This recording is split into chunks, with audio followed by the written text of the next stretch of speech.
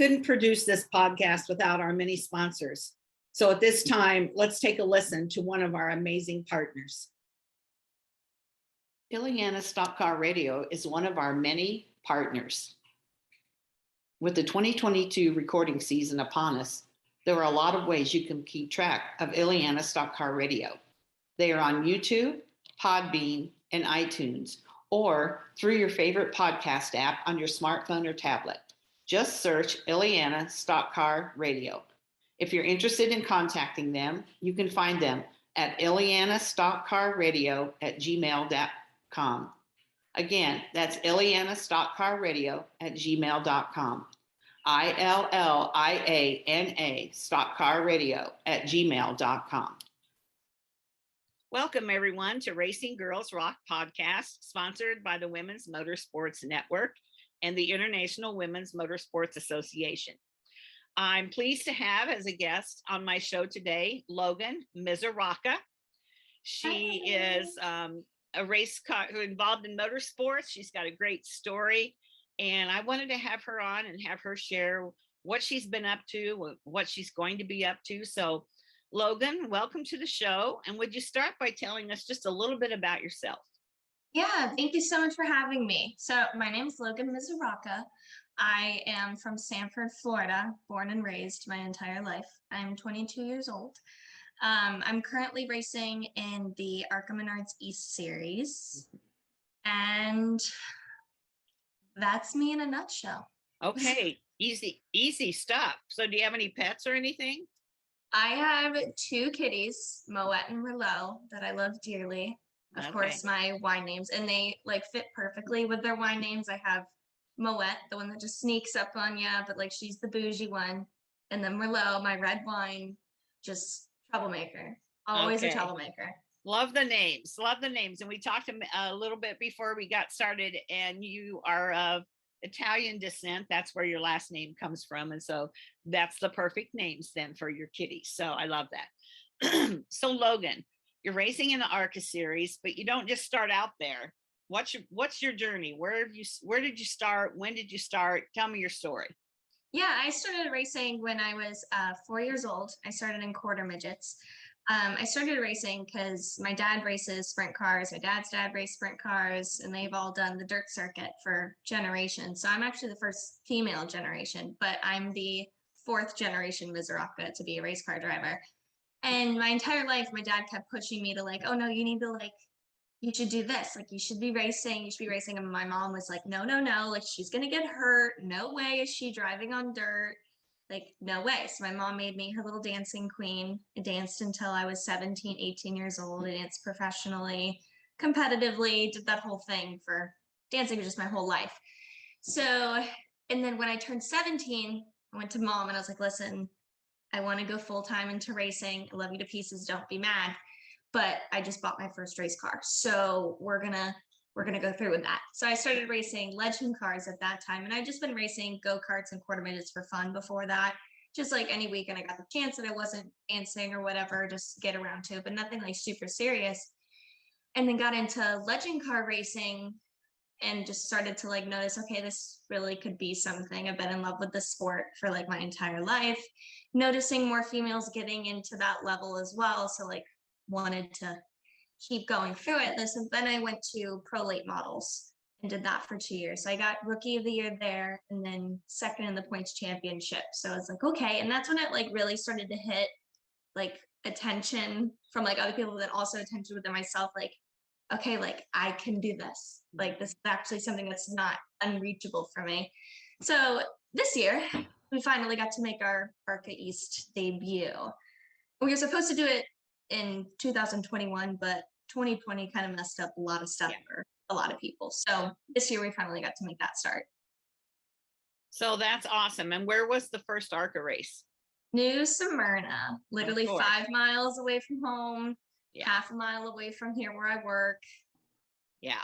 Right down the road. So it was nice being able to like go to a track that I have had the track championship at. I had rookie of the year. I had like the establishment at that track going, and I knew that track like the back of my hand to make my ARCA debut there. So I was like, okay, at least I'm not going into this blindly, not knowing anything about the car, anything about the track. Like I have some kind of expertise here. Right. So that helped. Yeah, that absolutely helped because it gave you some confidence starting out that, I felt sorry for especially like Haley Deegan and the other ones last year in NASCAR because she was going to tracks she'd never raced on before, no practice, thrown in with all these people. And, and then I'd hear people say, oh, well, she's not this or she's not that. Well, give the kid a break. Let's put you in a car, right? And put you in that situation. So the fact that you could start with at least something familiar is a bonus. So how did you do in that race? I finished 7th, which I thought was good. I of course wanted to finish top 5, and I was a little upset, but everyone was like, oh my God, like that was so good. And I'm like getting out of the car. I'm like, no, like I should have gotten top 5. Like this is my track. But I don't think there was anything that could have prepared me for how the car was going to feel because it is like nothing I've ever driven before. And I drive at NASCAR Racing Experience. I work at a Daytona International Speedway doing ride-alongs. So it's like, okay, it'll kind of feel like that kind of car feel, but you can't even feel the car when you're going 180, 190 miles an hour, foot to the floor. You can't even feel it. So there was like nothing to prepare me for exactly how the car was going to react. So it was a whole learning adjustment and the whole learning experience the entire time to where I finally felt secure in the race, like the last 100 laps, where I was like, okay, now I know how the car's going to react. I know what control I do and don't have with this. So it's all a learning curve, especially because it's like a big boat. Like the feeling and the reactions are super hesitant to like, if you feel like you're going to spin, it's already too late. Rather than like a legend car, a late model, it's like right underneath you and you can feel everything. Yeah. So it's definitely a learning experience. Yeah, it is. And then have you raced besides that? Have you had another race or when do you race again? So we were supposed to run 5 Flags this Saturday, but we kind of were pinched and didn't get a sponsorship money together in time. So we're hopefully going to go to Dover, but it all aligns because I'm 100% sponsor funded. So it all depends on that, but we wanted to get through a lot more races in the East Series this year and then possibly go full-time in the main series next year. Racing in the East Series kind of came like super last minute on me anyway. Like I wasn't even supposed to race the New Smyrna race because I hadn't come up with the sponsorship money yet. And then the day before the race, they called me and was like, hey, our driver is sick and he can't come in. Can you drive? And I'm like, yeah, sure. I'm on my way. Yeah. So it was like a super unexpected start. So it was like finally something paying off, but it was like something I didn't expect to happen at all. So now we're trying to formulate and get everything together and piece it together for the rest of the year.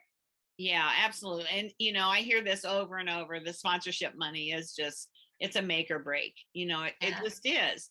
And I don't care what level you're at. You can be doing quarter midgets when you're 4 years old. And if, you don't have somebody helping to pay, it's not a cheap sport. And, and, people say, oh, it's a hobby. Well, it's a very expensive hobby. Yeah. But it's just has so many side benefits to the sport of racing that people don't understand. And I love that at the last minute you're just jumping in, and even better that you knew the track. Right? Yeah, definitely. And there was like no way I could have really prepared for that either, because I was like super bummed because I was planning on racing it in January when I did the Daytona test for ARCA. So I was like, okay, I'm gonna be doing New Smyrna. Found out 2 weeks prior I wasn't gonna be able to do New Smyrna. So then I was super bummed, stopped going to the gym, stopped preparing myself for anything because I was just in a rut. And then they called me the day before and I'm like, oh my gosh, I'm not physically like up to par right now. I don't know how I'm gonna do this. I was just drinking Pedialyte praying that would work. But working at NRA definitely helped because I'm in the car 8 a.m. to 5 p.m. just heat acclimating the whole time. So I was a lot more prepared than I thought I was, and I could have run like 100 more laps, no problem. But I had only run 50 lap features in the Pro Late model at New Smyrna. I've never run something like 200 laps before, ever. So I was like, oh my gosh, this is like my race times 4. I don't know if this is going to even be possible. And like my parents were even doubting me. I almost started to doubt myself. And I was like, okay, I have enough Pedialyte. I have enough energy. I just slept for like 36 hours, like before this race. we're fine. We'll get this done. And then you ended up 7th. Yeah, so it was super exciting and definitely better than I thought. Like, I think in the first half of the race, I was a little bummed and I was like just kind of hoping for a top 10. And then the second half of the race, when I started like getting into the rhythm of things and like I knew where to set myself up and like the car started to try to come in for me. And then I was like, okay, like now I can push for a top 5. And then there was just not enough time. I was like, oh, darn it. Hey, and you know, I love it was a learning experience for you too, because I think one thing you've learned from that you probably haven't said is that you need to always be prepared because you don't know what's going to happen.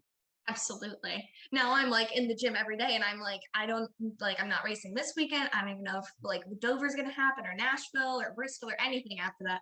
But I'm like, I will religiously go to the gym just in case I get a phone call the day before. Logan, we need a driver. And then I'm ready to go. Right. Absolutely. For sure. Now, let me ask you this. Does the ARCA series run at Berlin this year? Berlin, Michigan? The main series does. Oh, the main series does. Okay. Because that's an hour from my house. Oh, okay. So I've gone there a few times when Natalie Decker was in the ARCA series and I was there. It would have been last year. Ty Gibbs and Gracie Trotter were there, and I know both of them, and so I went to watch them, and so that's nice when it comes and it's so close to where I live. You know, I love that. Yeah. So I'm Logan, not sure. I think we have Milwaukee, Iowa, Bristol, Dover, Nashville, and there's one other one that's a mystery. Okay. One other one. I think that's it. Well, I'm going to pray that maybe somebody hears you on here or they find out that you're looking for some sponsorship. And, you know, too bad Anheuser-Busch wouldn't bring that $10 million down a level or two, right? But you'll get there. You'll get there. They're sponsoring people in the ARCA series too. Yes. They have Amber Balkan and right. even Stephanie Moyer, who's in my series too. Yeah. So we'll see where things go with that. I've been in contact with them. So we'll see. Absolutely. Absolutely, for sure. And I love that they're doing that. And I'm hoping that other large companies that can obviously afford to do it. And, you know, I was at the race in Phoenix. Of course, it's 30 minutes from where I live in the winter. And I was at the Phoenix race and there was a lot of Anheuser-Busch being sold at the race. Yeah. And so they're invested in the fact that they are making money. You know, they are a product at the racetrack and they're giving it back, really, is how I look at it. And so I'd like to see other companies, maybe the hot dog vendors or somebody, I don't know. They sold a lot of hot dogs that day. Yeah. Everything helps. Giving back. So what is your most favorite thing? If you had just to pick one thing about being involved in motorsports, what is it? How family-based it is. And especially because like coming from dancing, it's a very like individual, like it's just you and your coach and that's it. And also like my mom was involved in dancing, but like I didn't really want her involved in my dancing. So I was like, you pay someone else to do that. Mm-hmm. So just very like individual by myself in my own head and dance. And then coming into racing, it was like I needed everybody there, like mom making sure I was ready, dad like coaching me and what I needed to just get started, like when I first knew nothing about the racing industry. So definitely just the family basis of it, and like especially the fan base, them all being like super family oriented. So just to be in like a huge global sport that has like a massive community that supports each other no matter what. Absolutely. And you know, Logan, I hear it over and over and over. You know, once in a while, somebody will say, oh, I love going fast or I love the adrenaline. But I would say 90% of the time when I ask somebody that question, it's the people. Mm-hmm. It's the family. There's amazing people in racing. Yeah. Yeah. So if you had something that you would say is your least favorite about being in motorsports, what would that be? The cost. Oh, yes, for sure. We just had that discussion, didn't we? That's it. The cost. Yeah. And, you know, I mean, I was always a huge scrapbooker. Even before scrapbooking was the thing 25 years ago, I scrapbooked with colored paper from the office supply store and glue sticks. And that was, there weren't stickers or Hobby Lobby or any of that at the time. And I've been a huge paper person all my life. Well, it's not a cheap hobby, but a pack of paper is a lot cheaper than a tire. And so you look at it and you'd say, how many hobbies, and I use that term loosely because it's a business. Even if you're driving at your local track on the weekends, it's a business, hands down. And I just think, the cost of everything, even now going to the grocery store, and of course gas, oh my gosh, is horrible. And it's just making things more difficult and more difficult for people to stay in the sport they love. But absolutely, I agree with you about the cost. I'd like to see a way to get those sponsors on board and get them to understand the benefits they get from it that they probably haven't even thought of. They really do. They really. Yeah, when I try to underline my sponsorship programs too, like I'm such like a bubbly, like you'll catch me in the pits just on like a jack handle and just riding down the pits or something, doing something just fun out of nowhere. And like I just have a really bubbly personality, so I always just try to keep like my sponsorships and partnerships super like personable, where it's like fits within my brand, but then also to help them. Because like I'm very easy to talk to. I'm very easygoing. Like at the racetrack, I hug everybody. Like I'm just like that kind of person, like in your face, whatever. So I try to portray that, but there is only so much you can portray without being face to face with something. Exactly. So that's definitely the real challenge there, unless you're literally just knocking on these doors all around the country just to get your name out there. It's just, okay, who's Logan Misuraca next? Well, the good thing that's changed over the years is, of course, Zoom. You can be a little bit more face to face than you can in the past. But the problem is getting to the person you need to talk to.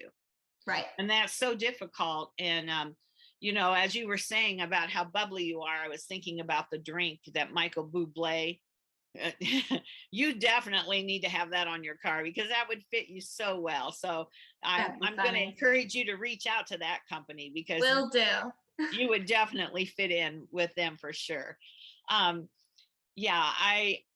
would love to see more sponsorship across the board, but especially for women. And that's one of the things that I really am working at, even myself, for my business, Women's Motorsports Network, and the magazine, the podcast. Nothing's free either for me.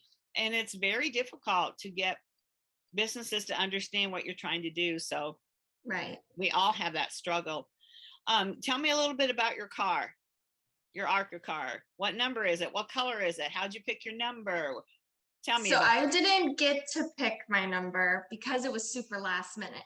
But since I run with Josh Lane's Motorsports, he's always owned the number 60. So I ran the number 60 and it was fluorescent orange, which would not have been my first choice. But Josh loved it and he insisted on it.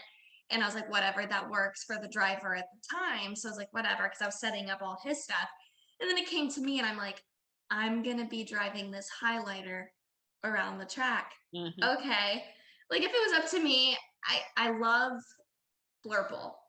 And I don't know like how to explain that to people, but it's like in one shade it's black and then you look at the other way and it's like purple hue. Like that's my favorite scheme with fluorescent orange, but maybe not fully fluorescent orange. Yeah. But it definitely stuck out. It almost makes you a target on the track.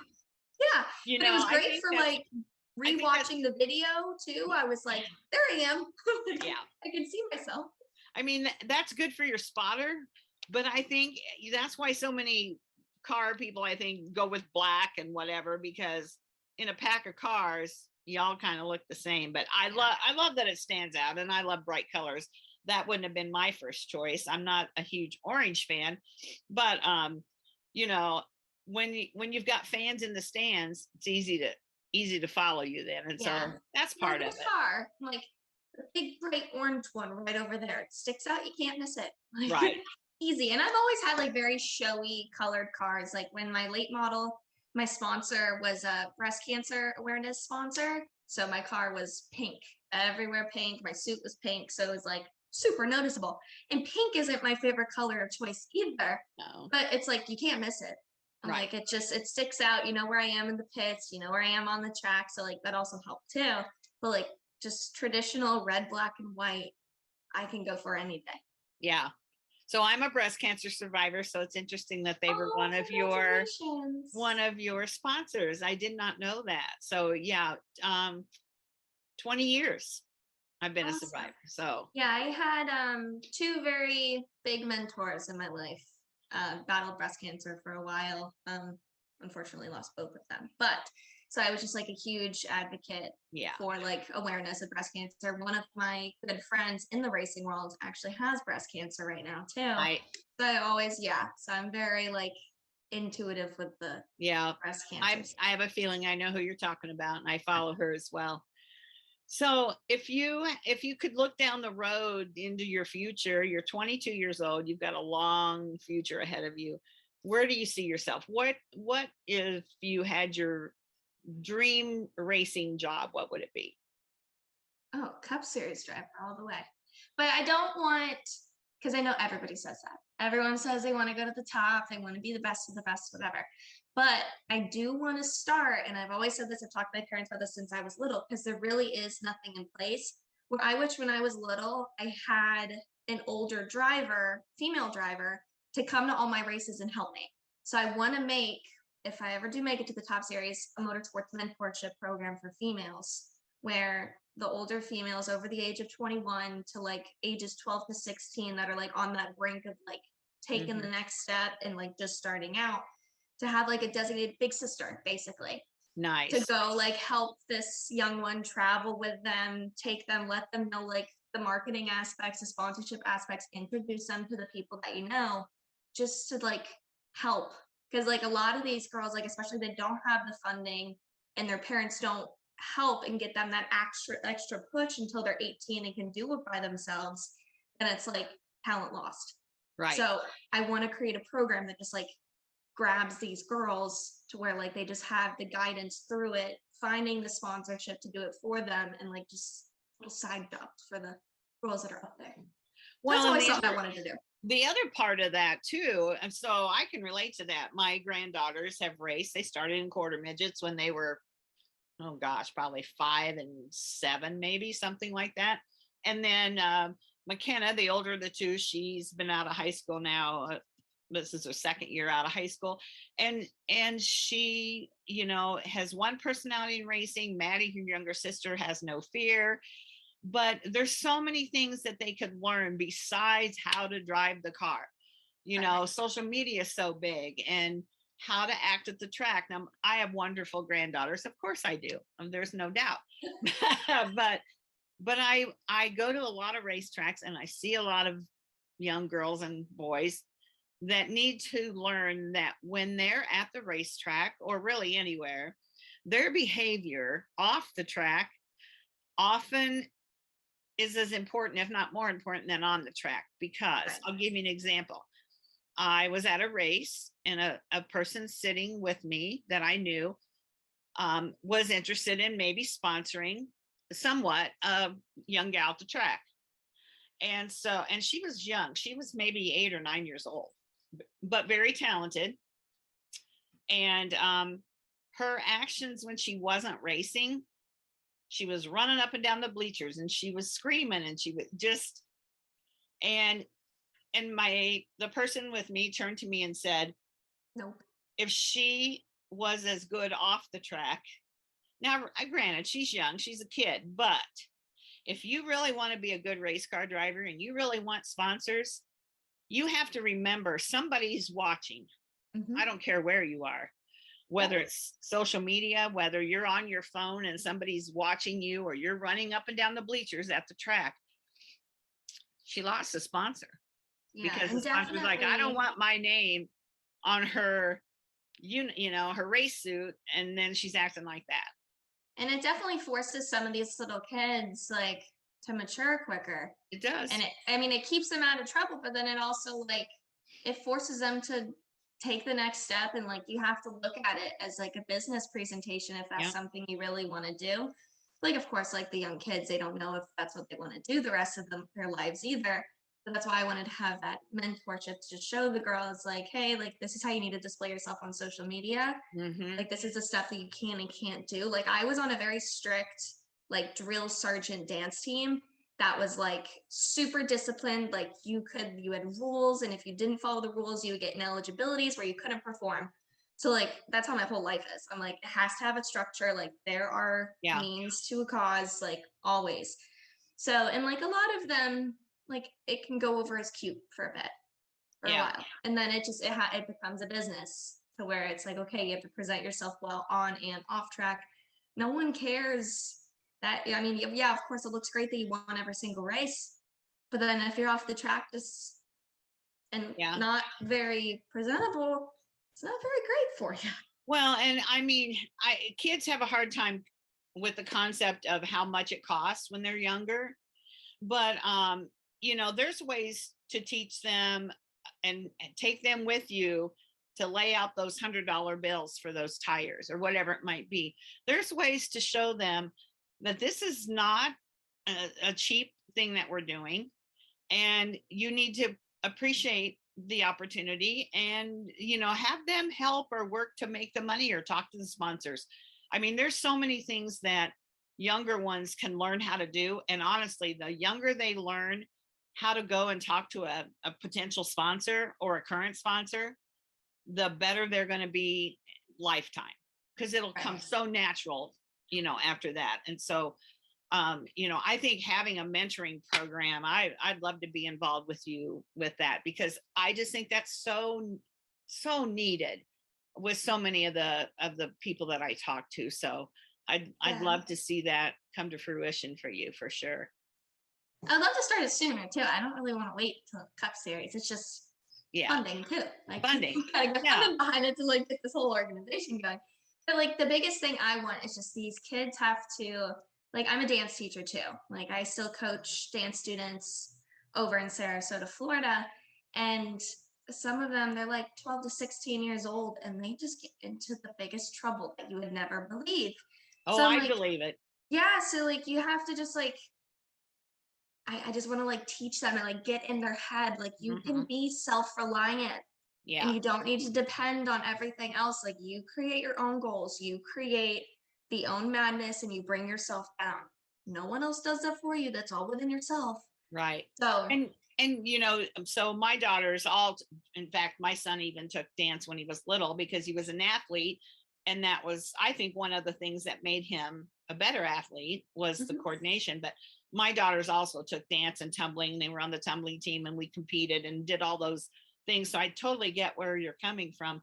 And, you know, I think younger, like the girls, like younger girls, and maybe even boys too, but we're focusing on women here. They're going to listen to someone your age or like you more than they're going to listen to somebody like me. I could be their grandma, right? Or maybe even somebody the age of their parents, or maybe their parents. They'll be like, oh, my parents don't know anything. We've all been through that stage of life, right? And then you find out as you get older that your parents are pretty smart. But younger women need a role model to look up to, and someone who can reach out and be a little tough on them in some ways about their behavior and different things. And not to be mean, but like I said about that girl running up and down the bleachers, what a shame, because she was a good little driver and she lost out. And so there needs to be something like that. So I have some thoughts that running through my head, Logan. We're going to have to talk about that. Yeah, definitely. Yeah. So this year you're going to be running some ARCA races, and you still work. So tell me a little bit about your job, because that's also involved in motorsports. Yes. So it's kind of proportioned. So half of my day, I work on strictly my brand, working on myself, sending out sponsorship proposals, calling businesses, getting all my connections I need, doing whatever racing side. Then on the other side of things, I work for a performance shop, and they work on exotic cars, usually like European cars, upgrades, in that field. And then, so we're like all surrounded within the motorsports industry here. So I just handle like all their organization skills, because the men aren't the best at that. No. So I handle all of that stuff, and the boys just work in the shop over there, and they do all the mechanics and all that stuff involved. So I just keep them organized and on the right track, and then just work on myself as well. Okay. And then what's the driving experience that you do? Oh, that too. That's my weekend job. So yeah, I work at NASCAR Racing Experience. I do ride-alongs. So I'm in the car from 8 a.m. to 5 p.m. in the driver's seat. And every 3 laps, they put another customer in, take them out, put another customer in. And I'm just running laps at Daytona. So I've got, which is why I really wanted to run at Daytona race, the Daytona ARCA race, because I have more laps there than I do anywhere else in the country. So, and probably more than a lot of the other ARCA drivers. So it's like I would have the upper hand here because it's just, I at least run 2.5 Daytona 500s a day, is how I say it. I run about like 650 laps a day. It's draining, but I love it. And it's just like, it's super fun, like especially like the face on these customers too, because you just like change their life and open them up to this whole new like universe and like fifth dimension stuff. So, and it's definitely great. And I always put like hero cards in the trailer too, to just like promote myself more too. I meet like great like corporate businesses as well to kind of like bring them into my little network and like meet them.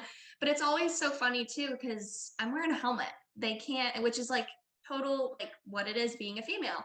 You're wearing a helmet, you're just another driver out there. And that's exactly how these other people look at it until I say, hi, I'm Logan, I'm gonna be your ride driver today. And every single one of them goes, you're a girl? I'm like, yes, I am.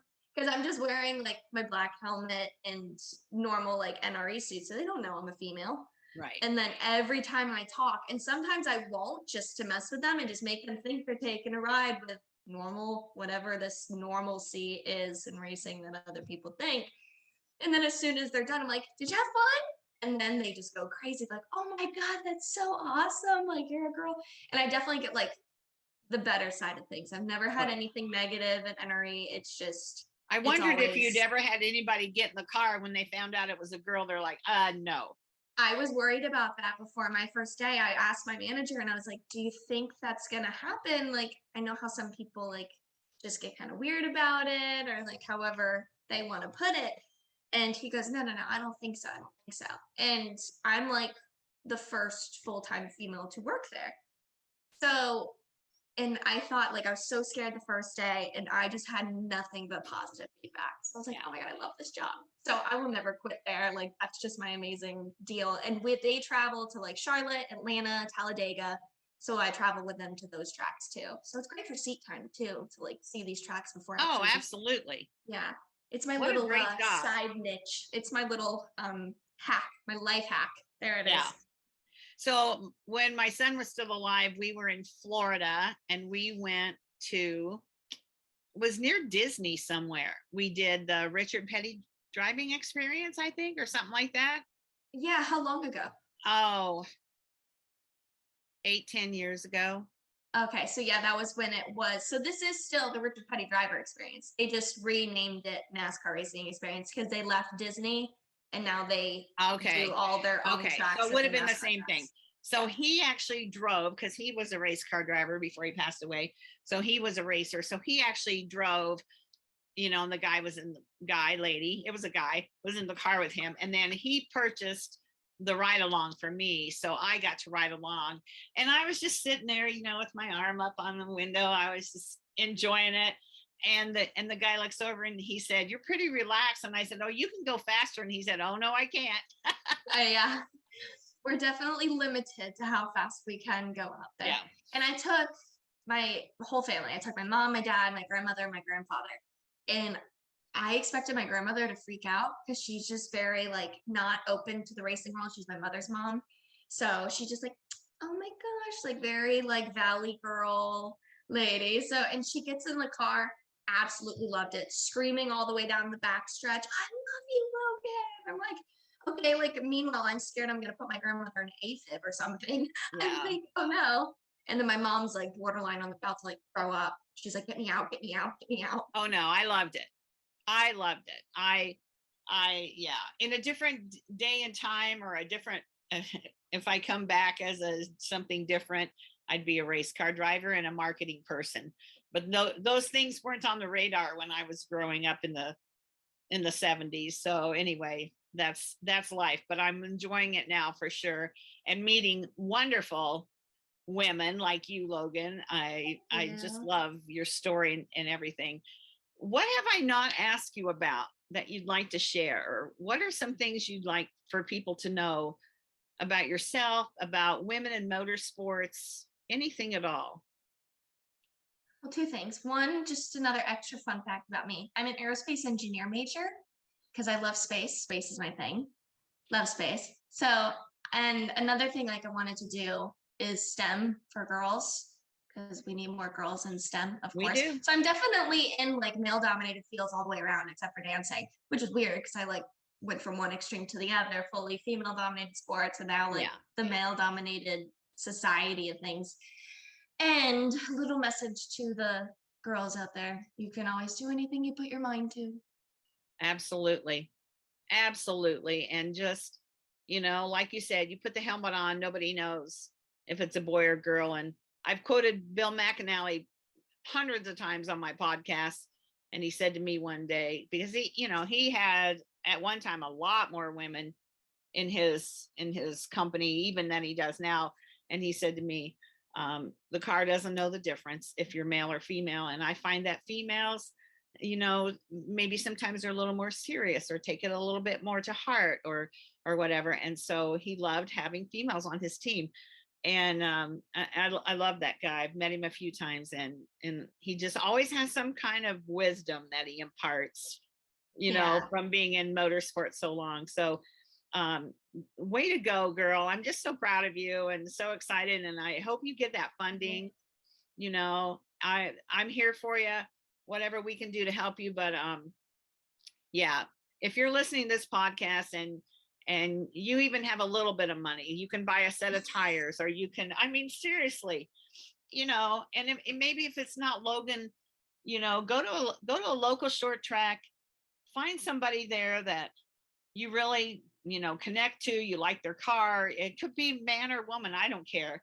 But, these guys are trying to provide entertainment for us. Racetracks want to be called entertainment venues, I was told. So Logan just wrote a course geared towards racetracks. It's called the Inside Track: Partnerships, Promotions, and Profitability for Entertainment Venues, which is, it's geared towards racetracks. And just go to a local short track, find somebody. That's where, you start at the quarter midget track. It takes money to put tires on those little quarter midgets and to pay entry fees and pit passes and all those things. Help some of those drivers out and go to the pits sometime and be a guest crew member. Wouldn't that be fun if you were a race fan, and learn what it takes for those people to come week after week and put on a show for the fans to watch? And that's not cheap for those people. And it's very time consuming. I'm sure you have people that help work on your car, but when you were racing your quarter midgets, who worked on your car? Probably your parents, your dad, mom and dad. That's it. Yeah. And so it's a full-time job after your full-time job to be in racing. So I encourage people to find Logan, and we'll put your why don't you tell us how people can follow you? You can go to, everything's kind of linked to my website. So you can go to loganmisuraca.com. My Instagram's also at Logan Misuraca. Everything's basically Logan Misuraca. So you can find me there, message me. I'm open to talk to anybody about anything. I like new friends.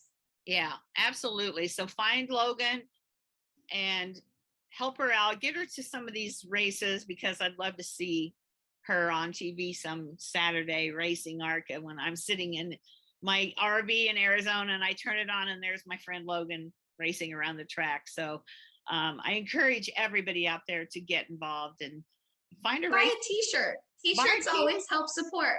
Absolutely. Absolutely. Anything helps, right? It all helps. So any last words, Logan, that you'd like to share? I love you all. Even for some of you that I don't know, or some of you I do know. I love everybody in this industry, and thank you for everybody for listening and supporting the International Women's and Motorsports Association. I definitely love this. I've been actually getting these emails since I first started racing seriously in legend cars. So I've known Melinda here for a little bit. So I love you guys, and thank you so much for listening to me. All right, awesome. Well, Logan, thank you so much. We're going to be keeping our eye on you, and we'll talk again soon. Thank you.